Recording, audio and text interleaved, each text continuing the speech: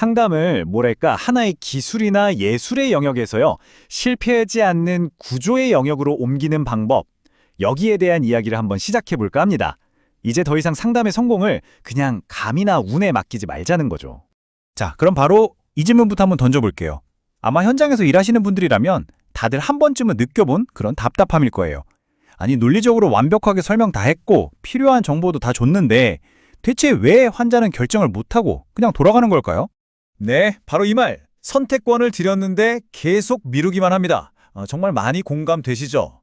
근데 이게 단순히 환자 한두 명의 문제가 아닐 수 있다는 겁니다. 어쩌면요, 우리가 쓰고 있는 상담 모델 자체에 뭔가 구조적인 한계가 있다는 신호일지도 몰라요. 그래서 첫 번째 파트에서는요, 기존 상담 방식이 가진 이 근본적인 딜레마가 도대체 뭔지 한번 같이 파헤쳐 보겠습니다. 자, 우리가 흔히 쓰는 그 환자 상담 5단계 있잖아요. 공감하고 이해시키고 선택권을 주고 가치를 전달하고 마지막으로 신뢰를 쌓는 거예요. 이게 사실 굉장히 훌륭한 지도거든요. 근데 이 지도에 아주 치명적인 약점이 하나 있습니다. 뭐냐면 각 단계를 우리가 잘 해냈는지, 이게 정말 환자한테 가다랐는지 확인할 방법이 없다는 거예요. 그냥 잘 됐겠지 추측하면서 다음 단계로 넘어갈 뿐인 거죠. 이 딜레마를 좀 더 확실하게 이해하기 위해서 제가 두 가지 모델을 지도와 엔진이라는 비유로 한번 설명해 볼게요. 왜 각각 혼자서는 힘을 못 쓰는지 바로 아실 수 있을 겁니다. 자, 이 표를 보시면 딱 감이 오실 거예요. 5단계 모델은요, 올바른 길, 그러니까 지도는 줘요. 근데 앞으로 나아갈 힘을 확인시켜줄 엔진이 없어요. 반면에 QLRCQ 모델, 이게 뭐냐면 질문하고 듣고 다시 한번 반복해주고 확인하고 그리고 또다시 질문하는 이 소통 사이클인데요. 이건 상대방의 속마음을 확인할 수 있는 아주 강력한 엔진이에요. 그런데 문제가 뭐냐? 상담 전체를 어디로 끌고 가야 할지에 대한 지도가 없다는 거죠. 그렇다면 해결책은 뭘까요? 네, 아주 명확해지죠? 바로 이 두 개를 하나로 합치는 겁니다. 지도랑 엔진을 결합해서 안전하고 확실하게 목적지까지 갈 수 있는 새로운 길을 만드는 거죠. 여기서 5단계 모델의 역할은 상담이라는 긴 여정의 길 그 자체라고 보시면 돼요. 시작부터 끝까지 우리가 꼭 거쳐가야 할 올바른 경로를 딱 보여주는 거죠. 그리고 QLSK 모델은요, 이 길 위에서 정말 중요한 안전장치, 바로 브레이크 역할을 하는 겁니다. 각 단계마다 환자가 정말로 이해하고 공감했는지 확인될 때까지 우리가 섣불리 앞으로 튀어나가지 못하게 꽉 잡아주는 핵심 장치인 셈이죠. 네, 이 비유 안에 모든 답이 다 들어있습니다. 생각해보세요. 아무리 잘 닦인 고속도로라도 브레이크 없는 차로 달리면 그건 그냥 위험한 질주잖아요? 상담도 똑같습니다. 확인이라는 이 브레이크가 있어야만 우리는 비로소 신뢰라는 목적지에 안전하게 도착할 수 있는 겁니다. 자, 그럼 지금부터가 진짜 재밌어집니다. 이 두 모델이 딱 융합됐을 때 기존의 5단계가 각각 얼마나 혁신적으로 변하는지 하나하나 뜯어보겠습니다. 정말 놀라운 변화가 시작될 거예요. 첫 번째 단계, 바로 공감입니다.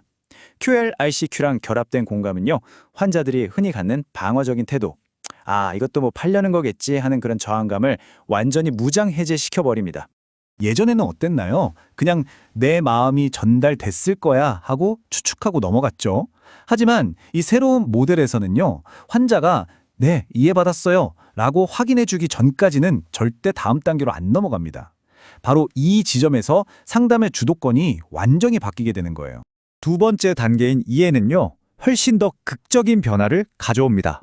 진짜 놀랍게도 상담 과정에서 제 말 이해하셨죠? 라는 질문이 아예 사라져버려요. 아니, 어떻게 그게 가능하냐고요? 더 이상 환자가 고개 끄덕이는 거에 의존하지 않는다는 뜻입니다. 대신에 우리가 질문을 던져서 환자가 직접 자기 자신의 언어로 이해한 내용을 말하게 만드는 거죠. 이게 어떤 효과가 있냐면요, 정보가 너무 많아서 생기는 과부하를 줄여주고요, 환자가 상담 내용을 훨씬 더 오래 기억하게 만듭니다. 효과가 엄청나죠. 자, 세 번째 단계는요, 환자가 느끼는 결정에 대한 압박감을 싹 없애줍니다.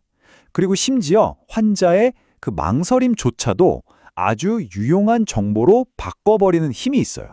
이제 우리는 결정하세요라고 재촉하는 대신에 환자가 도대체 어떤 기준 때문에 고민하고 있는지를 확인하는 데 집중합니다. 이렇게 되면 환자는 압박감을 느끼는 게 아니라 이 사람은 날 이해해 주는구나 라고 느끼게 돼요. 그래서 당장 결정하지 않더라도 우리 병원을 다시 찾아올 확률이 정말 극적으로 높아지는 겁니다. 네 번째 단계의 효과는 이건 정말 강력합니다. 왜냐하면 환자의 가격 저항을 아예 구조적으로 무너뜨려 버리거든요.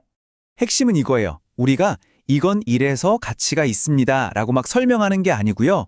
질문을 통해서 환자가 스스로 이게 나한테는 이런 이유로 중요하구나를 직접 말하게 만드는 겁니다. 그렇게 되면요, 비용은 더 이상 넘어야 할 벽, 장애물이 아니게 돼요. 환자 본인이 선언한 그 가치를 이루기 위한 하나의 과정, 하나의 요소로 역할이 바뀌는 거죠. 그리고 드디어 마지막 5번째 단계입니다. 여기서 신뢰는요, 더 이상 우리가 막연하게 바라는 어떤 결과가 아니에요. 상담 과정 전체에 단단하게 내장된 하나의 구조가 되는 겁니다. 생각해보세요. 매 단계마다 내 말을 확인해주고 나를 이해해주고 존중해줬잖아요. 그 경험 자체가 그냥 신뢰가 되는 거예요. 이 병원은 진짜 나를 알아주는구나 하는 기억이 단순한 느낌이 아니라 아주 명확한 경험으로 머릿속에 딱 박히는 거죠. 이게 바로 단골 환자 그리고 소개 환자를 만드는 핵심입니다. 자, 이제 결론입니다. 이 융합 모델을 우리 현장에 딱 적용했을 때 과연 어떤 실질적인 결과들이 나타나는지 마지막으로 한번 정리해 보겠습니다. 결과적으로 이 슬라이드에 나오는 변화들이 거의 동시에 일어납니다. 불필요한 설명이나 가격 신랑에 쓰던 에너지가 확 줄고요. 환자가 결정하고 나서 후회하거나 이탈하는 비율도 감소하죠. 그리고 무엇보다 중요한 건 우리의 진심과 진료 철학이 왜곡 없이 환자에게 그대로 전달된다는 겁니다. 말 그대로 신뢰를 운에 맡기는 게 아니라 우리가 직접 설계하게 되는 거죠. 마지막으로 이 질문을 한번 스스로에게 던져보면서 마무리할까 합니다. 여러분의 상담은 소수의 능력자만 할 수 있는 특별한 기술에 의존하고 있나요? 아니면 누가 하더라도 일정한 수준 이상의 신뢰를 만들어내는 예측 가능한 구조 위에 서 있나요? 아마 이 질문에 대한 답이 앞으로 우리 상담이 나아갈 방향을 결정하게 될 겁니다.